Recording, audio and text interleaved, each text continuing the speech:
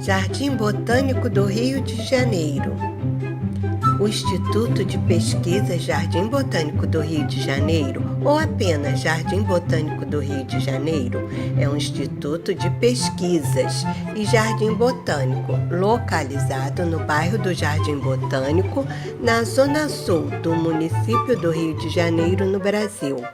Uma das mais belas e bem preservadas áreas verdes da cidade. É um exemplo da diversidade da flora brasileira e estrangeira. Nele podem ser observadas cerca de 6.500 espécies, algumas ameaçadas de extinção, distribuídas por uma área de 54 hectares, ao ar livre e em estufas. A instituição é responsável pela coordenação da lista de espécies da flora do Brasil e pela avaliação de risco de extinção destas espécies. A instituição abriga ainda monumentos de valor histórico, artístico e arqueológico e é a mais completa biblioteca do país, especializada em botânica, com mais de 32.000 volumes e o maior herbário do Brasil, que possui 600.000 amostras desidratadas, número de 2014, com uma média de 20.000 novas amostras incorporadas anualmente, completamente informatizadas e disponíveis para o público na página da instituição. O Jardim Botânico do Rio de Janeiro é aberto à visitação pública em horário restrito de funcionamento e mediante cobrança de taxa.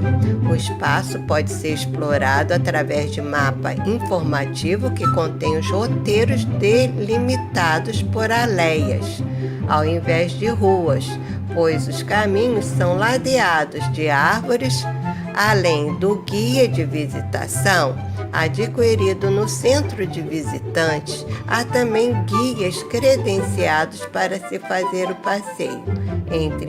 Entre os pontos a serem considerados pelos visitantes, destacam-se Centro de Visitantes.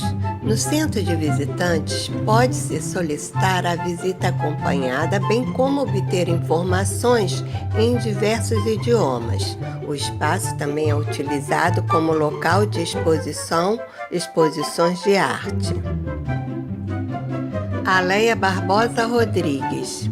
O seu nome é uma homenagem ao naturalista brasileiro João Barbosa Rodrigues, diretor da instituição entre os anos de 1890 a 1909. A aleia principal do jardim constitui-se no seu cartão de visitas, ladeada por imponentes palmeiras imperiais. A primeira muda de sua espécie a chegar no Brasil foi plantada pelo príncipe regente Dom João em 1809. Para que o Jardim Botânico tivesse o monopólio dessa espécie, o então diretor Bernardo José Serpa Brandão, entre 1829 a 1851, mandava tirar e queimar todos os seus frutos. Entretanto, à noite, os escravos subiam na árvore, colhiam os frutos e vendiam na clandestinidade. Esse primeiro exemplar viria a ser derrubado por um raio em 1972. Ascendia então a 38,70 metros de altura. O tronco foi preservado e encontra-se em exposição no Museu Botânico. Em seu lugar, foi plantado outro exemplar, a Palma filia.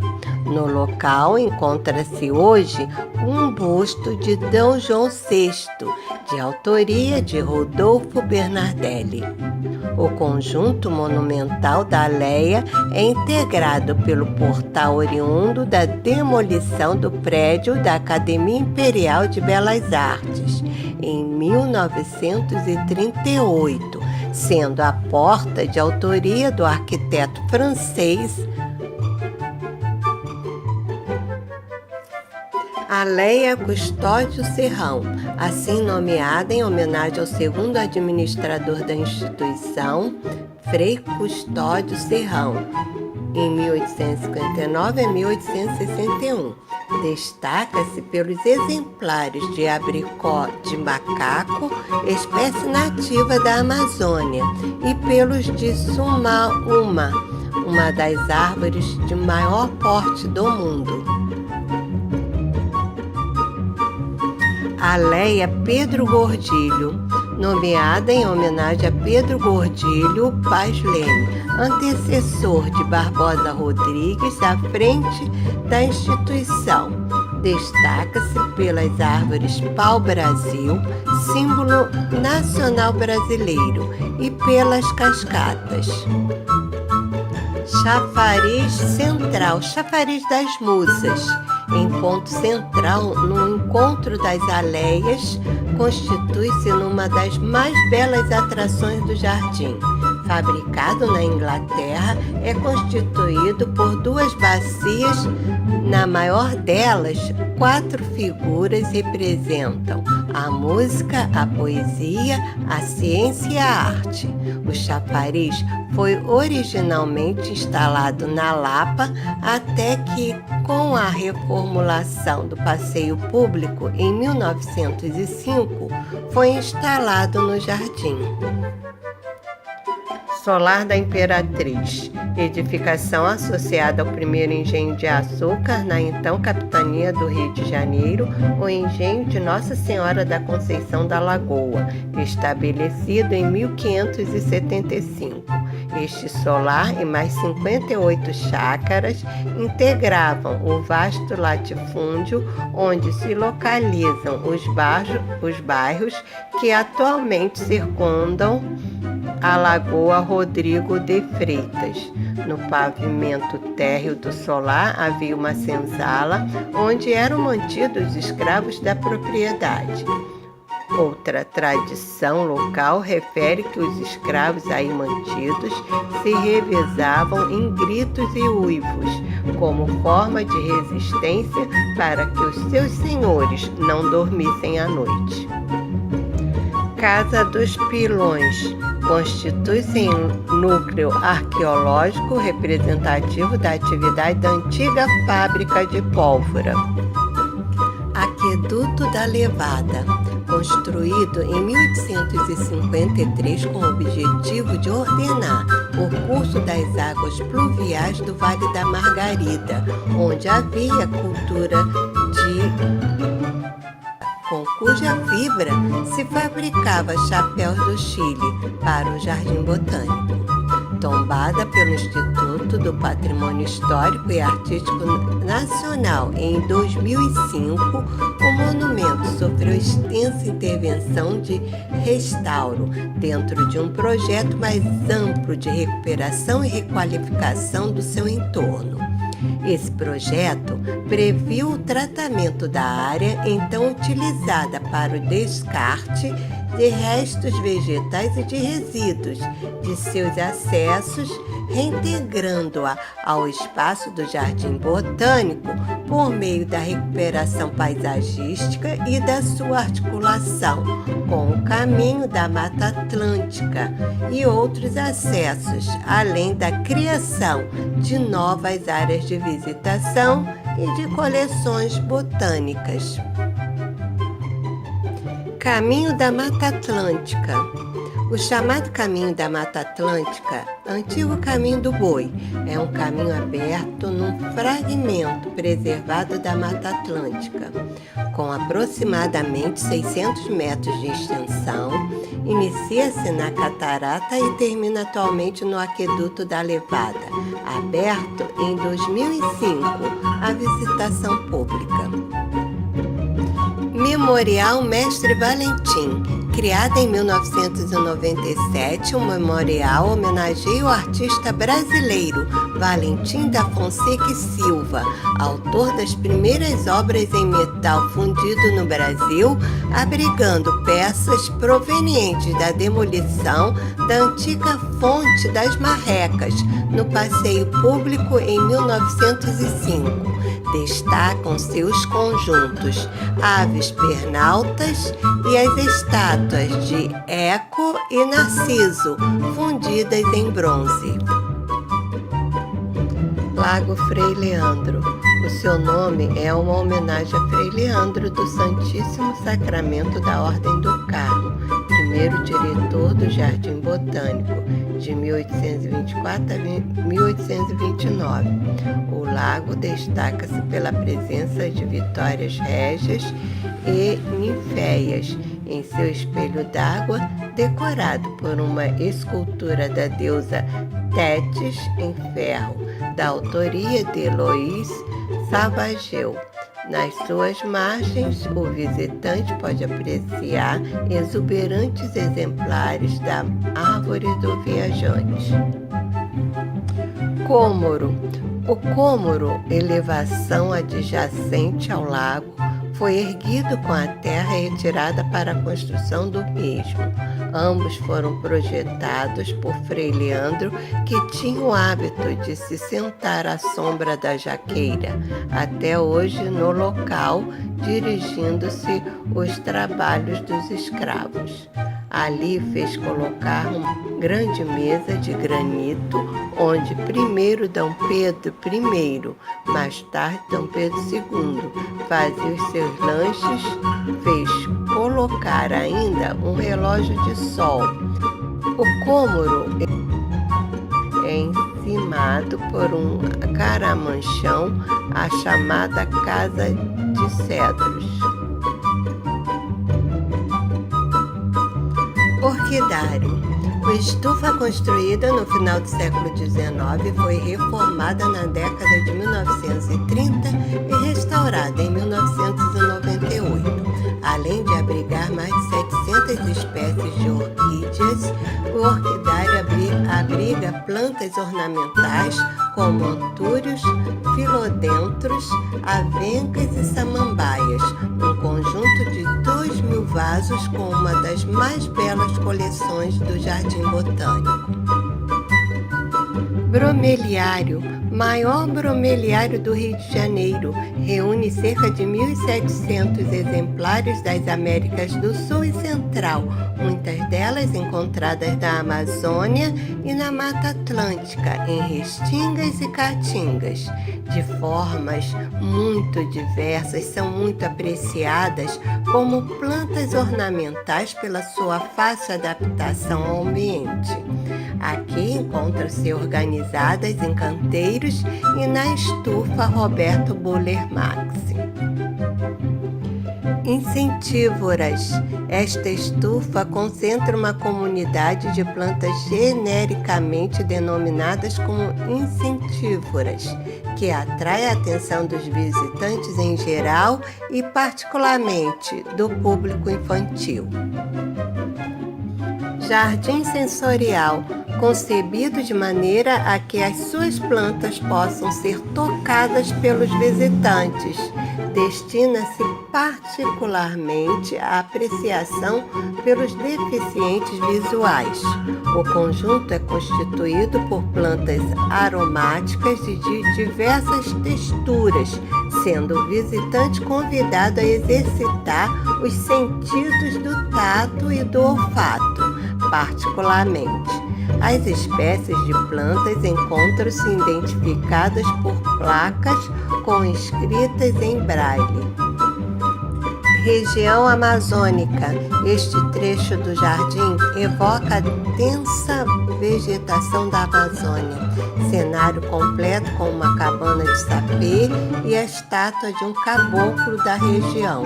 Aqui se encontram exemplares de seringueiras, babaçus, andirobas, cacaueiros e palmolato. Esta última espécie de interesse pela mudança de cor que apresenta a cada época do ano. Jardim japonês. Criada em 1935 a partir de uma doação de 65 espécies de plantas típicas do Japão, feita pela Missão Econômica Japonesa, que à época visitava o Brasil. Reinaugurado em 1995, apresenta ao visitante um típico recanto nipônico com um jardim de pedras e exemplares de bonsais, bambu, cerejeiras, buquês de noiva e salgueiros chorões.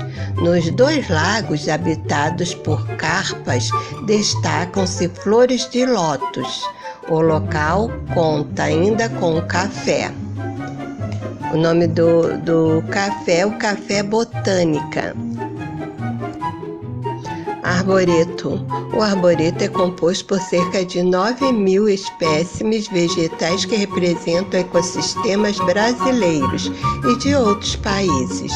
Ao todo, é um fragmento de 57 hectares de Mata Atlântica remanescentes, 197 canteiros de coleções de plantas, 4 lagos com vitórias régias, cerca de 1.500 espécies cultivadas nas estufas do orquidário, bromeliário, incentívoras e cactário, além de 6 jardins temáticos: roseiral, medicinal, sensorial, bíblico, japonês e beija-flores.